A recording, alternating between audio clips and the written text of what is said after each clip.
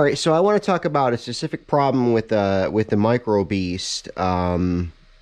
There is a little bit of a setback with these and updating in Studio X. Okay, and so what happens is every unit has a serial number. Now, I've already gotten through the process, so when I connect, it's not going to say that I need to update. But here's what happened. I had this unit, which was my first Microbeast Plus unit, and I plugged it into the USB cable and I click connect device. At that point, the screen that just blinked for a second checks the firmware. It's good to go now, so the screen just blinks by. But when you first plug it in, you'll be on version 5.1.1. Well, this one was. And it'll come up a window that says you need to update your device. And you say, okay. And then you come to this page here. Now, none of these things will be lit up if you don't have a receiver connected. Okay. Now, this was here, Microbeast Plus, firmware, except this said 5.1.1, and then you have your serial number here. Okay. So then you say, all right, well, I'll update my firmware. And here's the thing. If you want to use an SRXL2 connector, like so, receiver, then you're going to have to update the firmware, right? It will not connect with 5.1.1 to an SRXL2. That won't work. You got to update. So I plug it in. All right, no problem. I'll run the update. I click firmware update, prompts me to sign in. I sign in.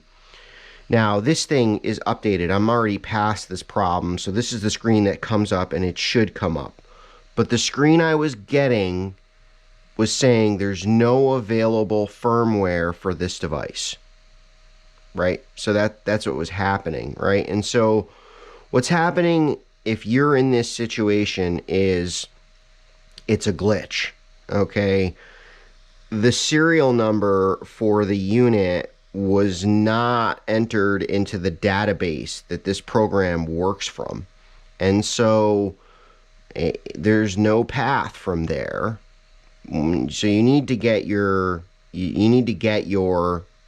serial number to them. The other kind of wrinkle is that the way this program is set up, if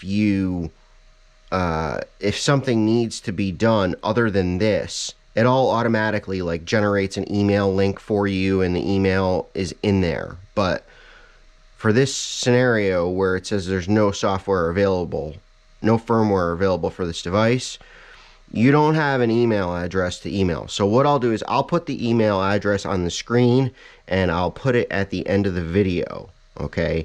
And this is the email address that you're going to need to go back to this home screen, copy your serial number, and then open up an email.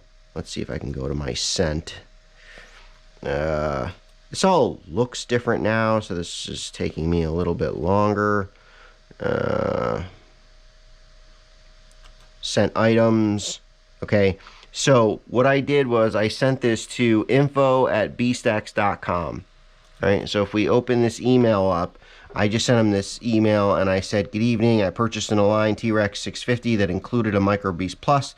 The Microbeast Plus will not connect in Studio X. My serial number is this.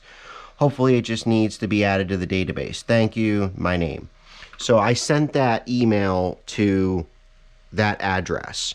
About 4 hours later, I got an email back from them saying that my unit's serial number had been added to the database. Okay, so from that moment, things changed. When I hit connect device, the screen came up that just blinked by, and it said you need to update your firmware. Then I went to firmware update, prompted me to log in. I log in, and then I got this screen instead of there's no firmware. Okay, so then you just go to, if you want to update to the Pro, then you can activate Rescue or Bank. For the time being, I just got 5.2.2 Basic. You just click on it there and upgrade device, or click on there and hit update. and it'll ask you to, if you want to flash the device. Now, the note to yourself is, hopefully you haven't done your program. Well, no, you wouldn't have. Hopefully you haven't done your programming, because when you flash the current version, it's going to take the device like a factory reset. All your settings will be gone. So this should be the first thing that you do. And just be aware that if you have gone through and done your settings like manually, when you update to this, it's going to reset your settings. Now, again, I'm going through all this because I wanted to connect this SRXL2 with this SRXL2 satellite. So now I have everything all set up. Everything's all good to go. I have another video that talks about this cord here and how to get this going. Now, I do have to say that I know some people that have been flying for a long time, and they are flying a single DSMX satellite plugged right into the ELE D1 port. Okay, and that's all they're running. So, you know, I know a lot of people say that, well, if 500 and above, you should have 2 receivers. I could tell you right now, a lot of people are running it on just that.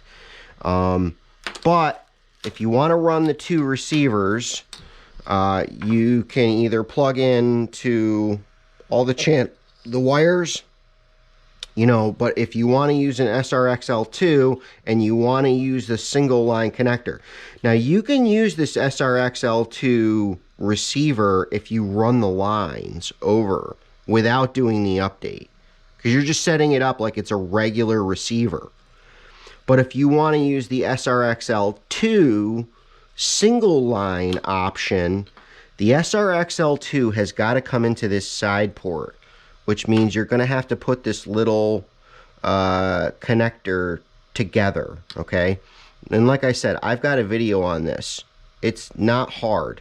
It's not that complicated.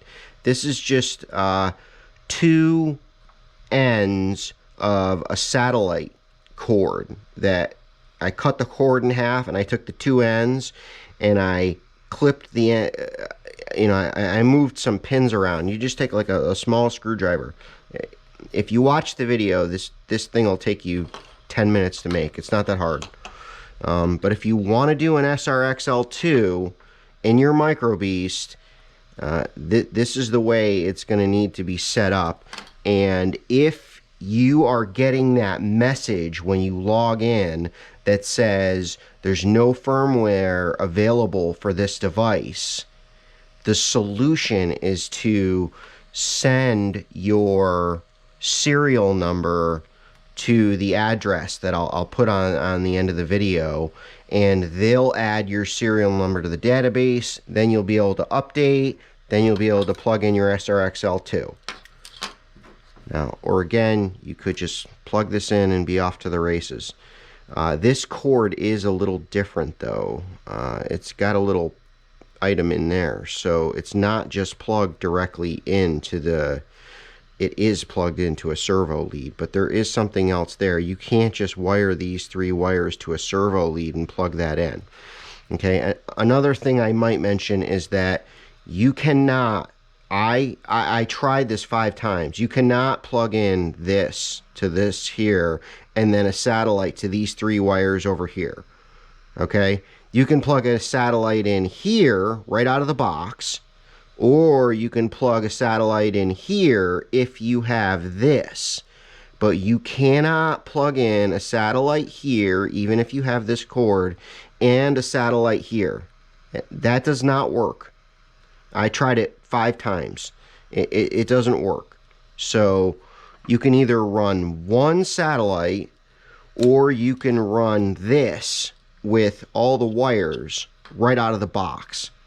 But if you want to do the SRXL2, you're going to need to do the update. And, you know, and then this is how it looks when it's all set up.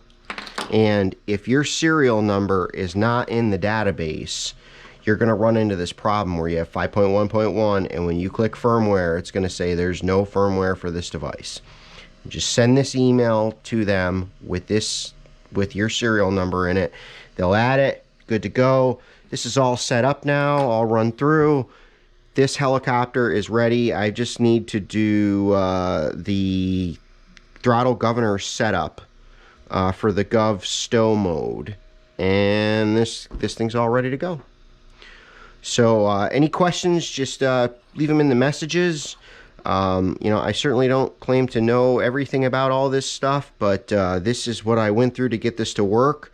And as you can see, everything is all working now. Everything's all good. It will on a normal mode, it will spin up. Go back to hold. Everything's all good. It's ready to go, and that's what I had to go through. So if you have that problem with not being able to update, that's how you fix it.